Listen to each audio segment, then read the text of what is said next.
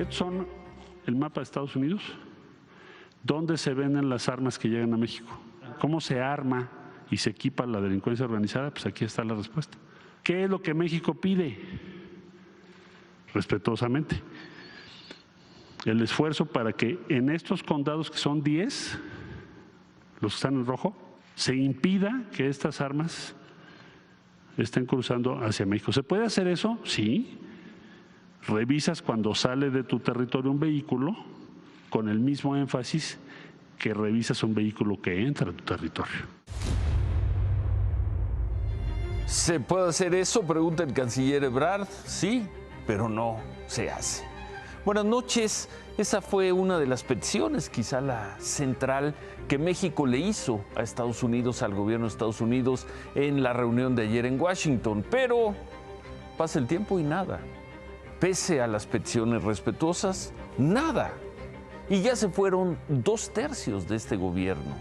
Y como mostramos aquí en la semana, las armas estadounidenses siguen entrando en gran cantidad y quizá en mayor cantidad que nunca. Y conseguirlas en México parece ser cada vez más sencillo.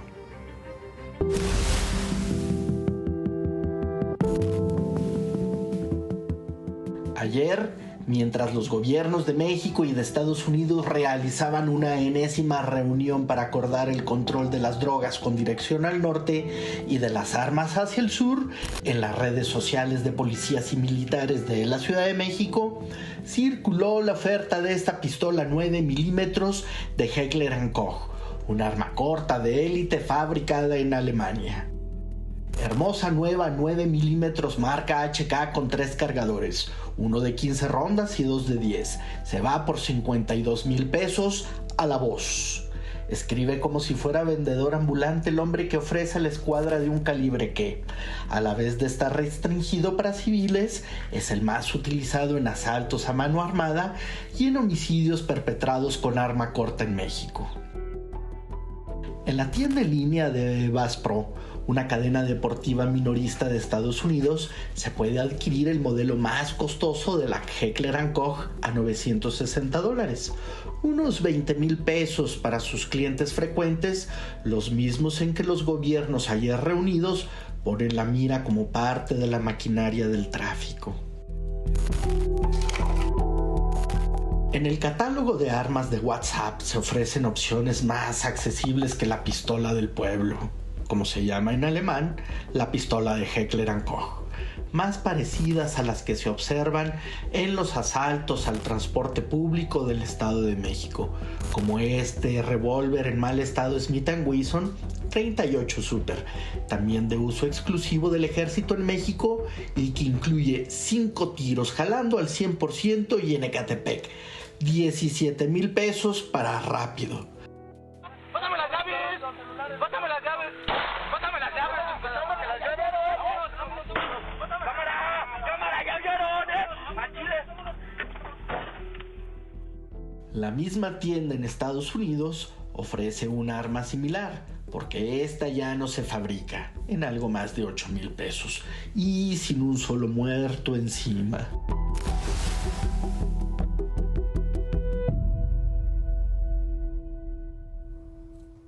Estados Unidos pone las armas, nosotros a la mayor parte de las víctimas. Nosotros seguimos poniendo el dolor, el sufrimiento, la desgracia, la tragedia. Nada sustantivo ha cambiado en estos 4 años en el tema de la llegada de armas de Estados Unidos a México. 4 años. El secretario de Gobernación, Adán Augusto López, comenzó una gira por los estados del país para convencer a los congresos locales que aprueben la reforma para que las Fuerzas Armadas participen o sigan en tareas de seguridad pública hasta 2028. Hoy estuvo con los diputados de Sinaloa y con el gobernador y subió el tono. Qué lástima me da que detrás de muchos que ejercen tareas de gobierno prevalezca la hipocresía. Con una mano pidiendo a gritos que el ejército, que las Fuerzas Armadas, que la Guardia Civil los ayuden en tareas de seguridad y por otra negándoles a los mexicanos esta posibilidad. Sinaloa hoy.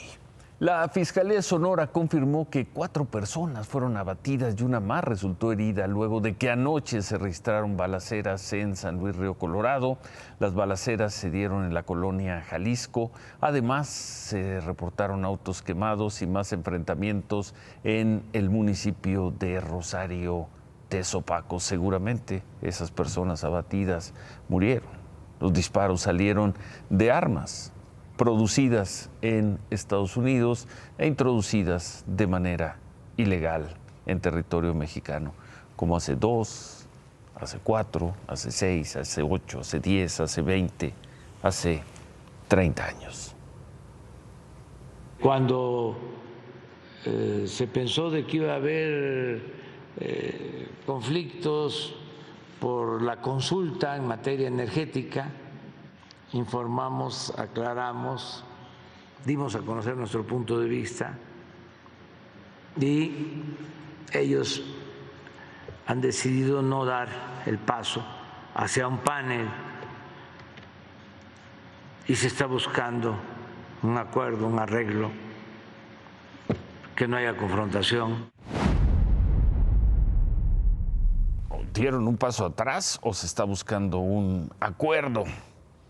Vamos de sorpresa en sorpresa y vamos por partes. Se cumplieron hoy 8 días de noticias sorprendentes en lo que tiene que ver con la relación comercial y la crisis con Estados Unidos y Canadá. Hoy, como veíamos, el presidente dijo que Estados Unidos ya no irá a la controversia con México en el tema energético, que ya no irá a la controversia. Estados Unidos no ha dicho eso, David, ¿o sí lo ha dicho? No lo dijo, y si lo dijo fue muy bajito porque nadie lo ha oído. Ahorita que baje Ciro te voy a contar realmente cuál es la situación y cuál es la realidad. No hay un comunicado de Estados Unidos diciendo que desechan la controversia en este tema energético en el marco del tratado comercial. Bueno, las sorpresas comenzaron el jueves de la semana pasada con, recordarán, la sorpresiva salida de Tatiana Cloutier de la Secretaría de Economía. Luego vino el descabezamiento del SAT para reemplazar a Tatiana con la temida Raquel Buenrostro. Sorprendió ayer la salida de la negociadora estelar del tratado con Estados Unidos y Canadá, Luz María de la Mora, y el cuadro se completó hoy con la llegada de un funcionario, pues al parecer sin mayor experiencia en asuntos comerciales, para reemplazarla. Alejandro Encinas Nájera es desde hoy el nuevo subsecretario de Comercio Exterior. Ya comentaremos todo esto con David más adelante. Alejandro Encinas Nájera es politólogo y sí, es hijo del subsecretario de Gobernación Alejandro Encinas. La Secretaría de Economía expresó en un comunicado que con su llegada se fortalece el diálogo dentro del gobierno para tener una mejor coordinación en las consultas del tratado con Estados Unidos y Canadá y también en la estrategia para abatir la inflación. Bueno.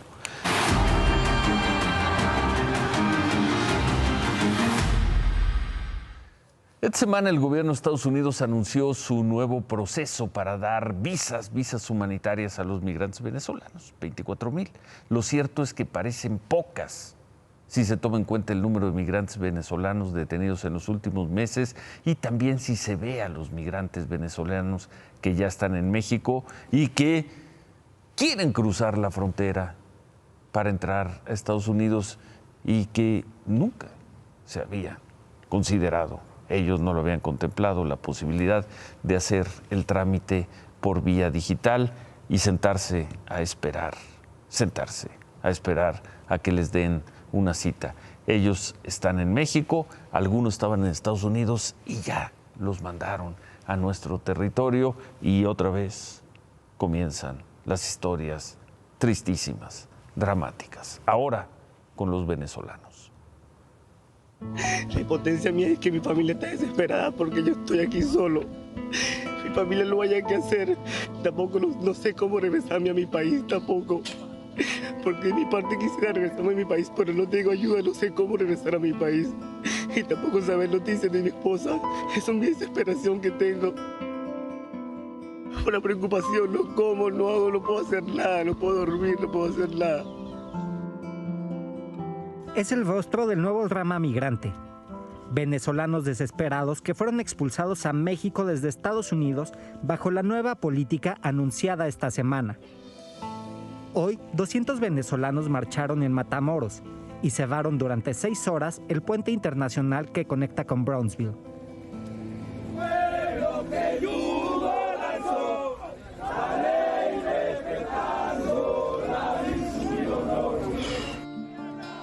Llegaron con cadenas que representan las esposas que les puso la patrulla fronteriza. Dicen que ellos ya estaban en Estados Unidos antes de que fuera anunciado este nuevo programa. Nos sacaron escondidas. Nosotros teníamos más de 10 días en suelo estadounidense y la reforma salió ayer. Nos tenían engañados, asilados en calabozo tras calabozo. Ya lo perdimos todo. Ya no nos queda nada.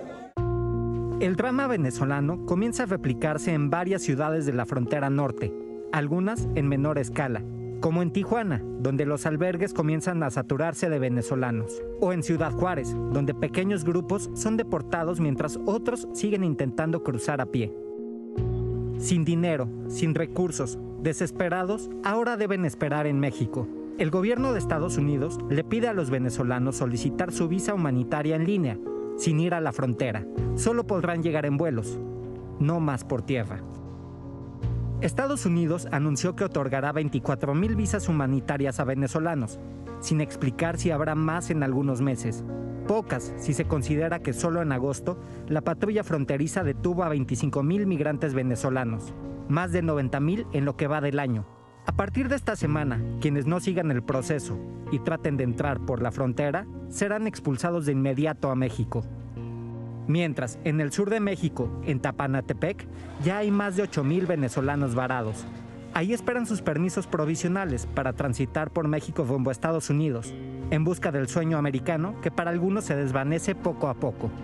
Pues como un balde de agua fría. ¿Y qué vamos a hacer para mantenernos en este país? No tenemos familia acá, no tenemos dónde quedarnos y aquí es un gasto diario. Otros mantienen la esperanza, como los 800 venezolanos que salieron en caravana desde Tapachula. Tuve que salir de mi casa por un futuro mejor, por mi papá y mi mamá y mis hermanos. Somos personas guerreras, somos personas luchadoras que vamos en busca de un mejor futuro por nuestra familia.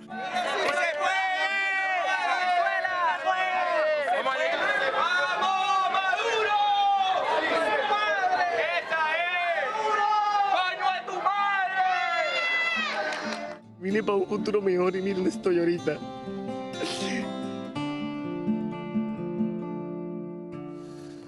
Ahí están los venezolanos, sus angustias, sus sufrimientos en el territorio mexicano. Ahí están los venezolanos, más de 2 décadas después de que llegó el chavismo y el madurismo al poder. Los migrantes venezolanos que bloquearon el puente en Matamoros se retiraron después de dialogar con las autoridades fronterizas de México y Estados Unidos. Al menos 100 ya vienen a la Ciudad de México en autobuses para, desde aquí, tratar de hacer el trámite que le está pidiendo el gobierno de Estados Unidos. La caravana que salió de Tapachula se dividió, la mayoría está en Huixtla, mientras que un grupo más chico, según nos informaban hace unos momentos, llegó hasta Mapastepec. Claudia, buenas noches. Ciro, buenas noches. También algo impensable ocurrió el día de hoy en Londres, porque una de las obras más preciadas y costosas del pintor neerlandés Vincent van Gogh, Los girasoles, una obra además del siglo XIX, valuada en más de 80 millones de dólares, fue víctima de una protesta de 2 activistas contra el cambio climático, quienes decidieron lanzar salsa de tomate a esta obra.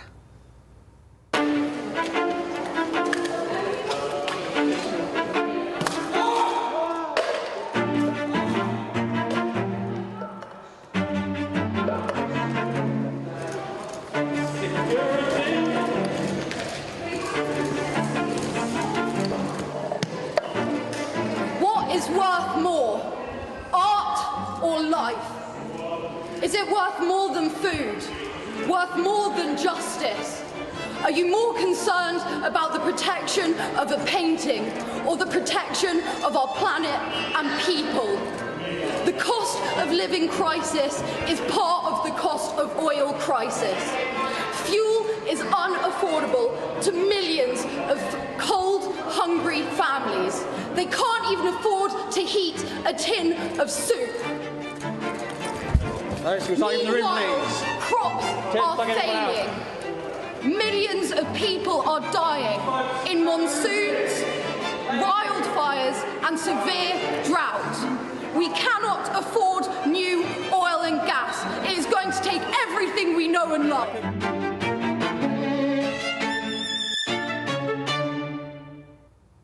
Una de las obras más importantes del autor y de las más caras también en la historia del arte. Esto ocurrió en la National Gallery de Londres, donde la obra es exhibida de manera permanente. De acuerdo con la galería, el cuadro de Van Gogh no sufrió daños porque los museos, y esto es curioso y es interesante, protegen este tipo de obras con una cubierta de cristal por su valor artístico, histórico y cultural, que evita precisamente que traspasen líquidos o sean dañadas con golpes. Las dos activistas o los dos activistas que veíamos en pantalla fueron detenidos tanto por daños criminales como por allanamiento agravado. Por otro lado, hoy estudiantes del Frente de Normales Públicas de Guerrero bloquearon por alrededor de más de 2 horas el Boulevard Vicente Guerrero en Chilpancingo, que conecta con la Autopista del Sol. En medio de este bloqueo, los automovilistas que resultaron afectados se molestaron y se enfrentaron así con los normalistas. ¡Ábranse, ábranse! ¡Queremos pasar! ¡Tenemos enfermos! ¡Ábranse! ¡Ábranse! ¡Vámonos! ¡Véngase más! ¡Quítense! ¡Queremos pasar! ¡Quítense la buena! ¡Tenemos un chingo de salas allá! ¡Órale!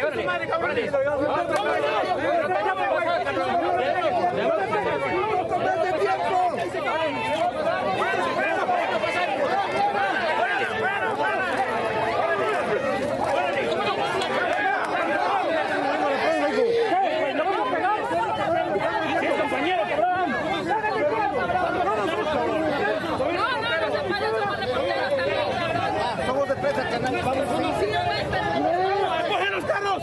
¡Vamos a visitarlos!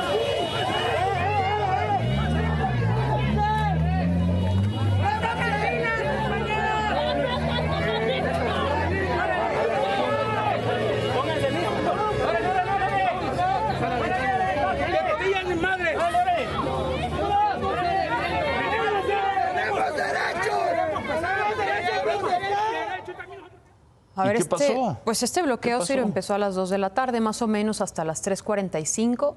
3:45. Los policías antimotines comenzaron el operativo para retirar a los normalistas. No pasó a mayores, solo algunos empujones. En 20 minutos el bloqueo fue retirado y entre las demandas pues exigen mayor presupuesto. Pedían una reunión incluso con autoridades del gobierno estatal, la cual no se dio, ni siquiera después de esto. Bueno, hoy, por cierto, se conocieron 3 derrotas judiciales para las autoridades. La primera, pues una derrota para la Fiscalía General de la República, porque un juez federal en Tamaulipas otorgó una suspensión provisional en un juicio de amparo que promovió el ex gobernador de Tamaulipas, Francisco García Cabeza de Vaca, contra la orden de aprehensión en su contra por 2 delitos. Es decir, el ex gobernador no podría ser detenido en lo que se resuelve la suspensión definitiva. Esa es una. La segunda derrota fue para la Fiscalía de Justicia de la Ciudad de México, porque la Corte Suprema de Chile rechazó la extradición del ex diputado Mauricio Toledo, a quien se acusa de enriquecimiento ilícito cuando fue delegado en Coyoacán. En Chile ese delito es castigado con una multa, no con cárcel. Además, Mauricio Toledo tiene nacionalidad chilena. Y la tercera derrota este viernes también fue para la Fiscalía de la Ciudad de México, porque un tribunal federal invalidó el juicio contra Cuauhtémoc Gutiérrez de la Torre y ordenó resolver de nueva cuenta si debe o no continuar en prisión. Él está acusado de tentativa de trata de personas y otros delitos. Tres derrotas para la autoridad, 2 de ellas para la autoridad, para la Fiscalía de la Ciudad de México. Ahora vamos a conocer esta historia. Óscar Chávez Un joven fotógrafo de 30 años desapareció de la puerta de su casa en el centro histórico de la Ciudad de México la madrugada del sábado. Sus amigos denunciaron su desaparición ese día en la Fiscalía de la Ciudad de México. Se emitió su ficha de búsqueda, pero la Fiscalía no lo buscó. Sus mismos amigos recorrieron calles buscando cámaras de seguridad privadas y lograron verlo en 2 de ellas corriendo sobre República de El Salvador. No hay más registro, porque las cámaras del C5 de esa calle no sirven y la Fiscalía no solicitó las de los demás negocios. Esta tarde, una semana después de su desaparición, el cuerpo de Óscar Chávez fue localizado en una gaveta en el anfiteatro de servicios periciales de la Fiscalía del Estado de México en Tlalnepantla. Seguía en calidad de desaparecido. El reporte pericial... De desconocido. Sí. El reporte pericial señaló que su cuerpo tiene múltiples contusiones y fue encontrado por un policía en Tlalnepantla, a 20 kilómetros de donde desapareció. ¿Cómo llegó ahí? Las autoridades ni siquiera le han dado respuesta de esto a su madre. Yo he estado dando vueltas con las autoridades y no habían hecho nada. Hoy apenas me están avisando que mi hijo apareció y muerto. Y no se vale. No se vale porque pudimos haber evitado eso. Me están diciendo que murió desde el mero día que desapareció y no me pueden decir por qué, cómo murió, no me pueden decir nada. ¿De qué se vale? Sí, o sea, no son animales las personas estas que hacen. Mi hijo no es un ser humano, mi hijo no era malo. ¿Por qué? ¿Por qué tiene que ser hijos de ellos para que muevan un dedo y aparezcan como varita mágica? No se vale. Es un ser humano. Sí, me quitaron parte de mi vida. Y quiero que esto no quede impune. No se vale que a una semana de su desaparición la señora Beatriz Báez no tenga claro cómo murió su hijo. Lo único que le queda es tramitar con la Fiscalía del Estado de México, pues que le puedan entregar el cuerpo de Óscar para llevarlo a sepultar a Oaxaca. Y siguiendo con los lineamientos del gobierno federal, hoy la Ciudad de México anunció las nuevas medidas de protección a la salud. Son las mismas. A partir de hoy será voluntario el uso del cubrebocas en espacios abiertos o lugares cerrados donde sea posible mantener sana distancia o que estén bien ventilados. ¿Qué pasa con los lugares que estén completamente cerrados, como hospitales, teatros, transporte o escuelas? Pues el gobierno de la ciudad recomienda utilizarlo. Recomienda, no es obligatorio. Esa decisión será de cada persona. Tú decidirás si lo usas o no. Se acabó la obligatoriedad completamente. Veíamos que pues, la Ciudad de México se está quitando, si no es que ya se quitó el cubrebocas. Gracias, Claudia. Gracias. Hacemos una pausa y regresamos con todas las preguntas sobre lo que ha pasado en este tema con los Estados Unidos, lo que dijo hoy el presidente. Regresamos con la pregunta: ¿qué está pasando, David, con el nombramiento del señor Alejandro Encinas Nájera? Volvemos con David Páramo y todo esto. Cuando se pensó de que iba a haber conflictos por la consulta en materia energética, informamos, aclaramos, dimos a conocer nuestro punto de vista y ellos han decidido no dar el paso hacia un panel y se está buscando un acuerdo, un arreglo, que no haya confrontación.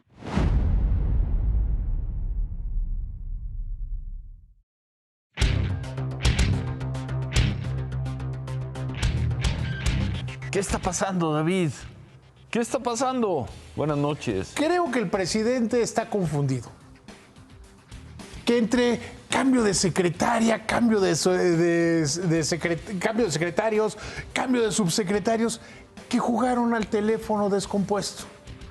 En un acuerdo comercial, cuando tú dices, lo voy a reclamar, son 75 días por ley, que ahí se quedan. O sea, son 75 días que se ponen a hablar las partes. Después de eso, no quiere decir que automáticamente tengas que irte al panel. Puedes estarlo extendiendo hasta que a ti, el que presentó la denuncia, te dé la gana.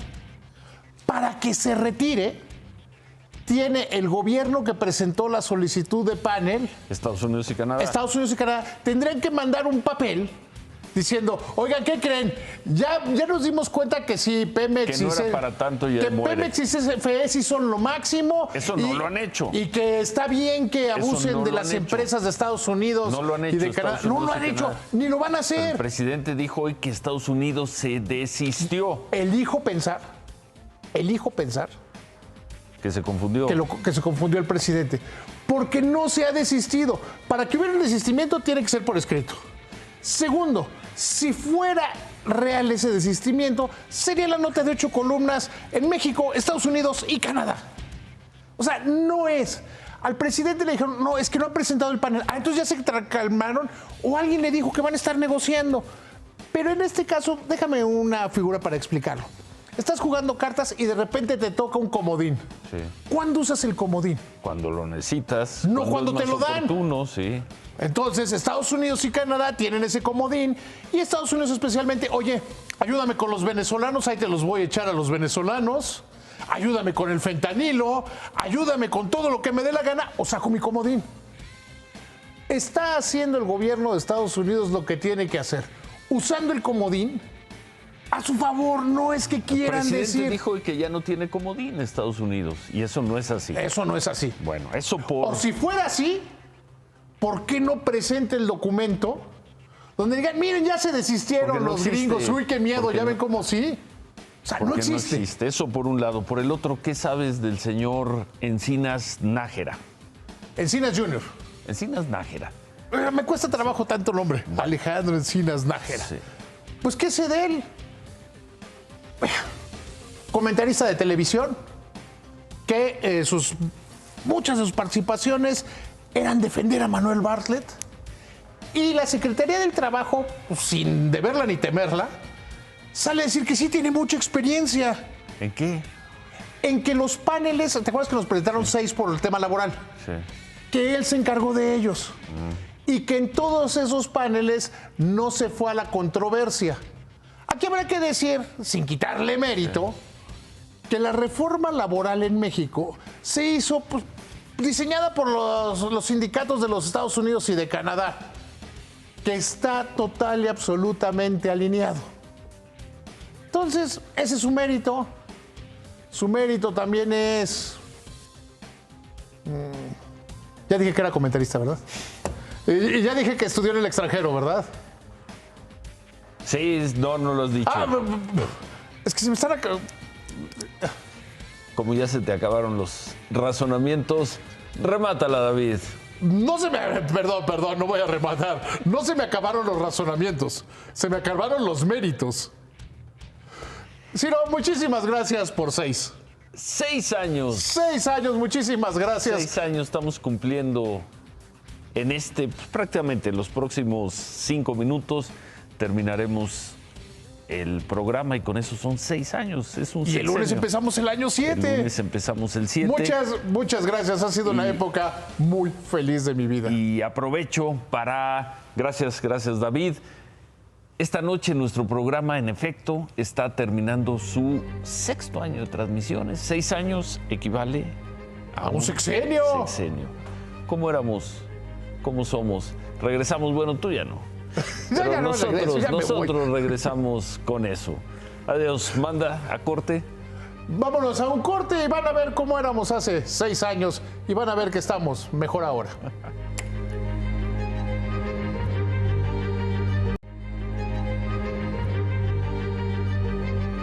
Con este comentario final, nuestro programa concluye su 6º año de transmisiones. 6 años con ustedes equivale a un sexenio y aquí estamos. Llegamos para hacer la crónica de México en el último tercio del peñanietismo y hemos contado ya la historia de 2 tercios del López Obradorismo. No nos toca a nosotros hacer la crítica ni mucho menos el elogio de nuestra producción. Ahí está el archivo con los 1,560 programas que le hemos presentado y que fácilmente se pueden consultar. Y ustedes que nos han acompañado desde octubre del 2016, saben, y lo saben muy bien, que el único empeño que nos ha movido es tratar tratar de hacer un buen programa de noticias cada noche. Tratar de contar mejor que nadie la historia de cada día. Ustedes dirán si lo hemos logrado. Porque para ustedes trabajamos, para que ustedes nos acompañen y nos sigan acompañando. Muchas gracias por los 6 años. El lunes, como decía David, celebraremos el inicio de nuestro 7º año. Séptimo. Gracias. Ánimo.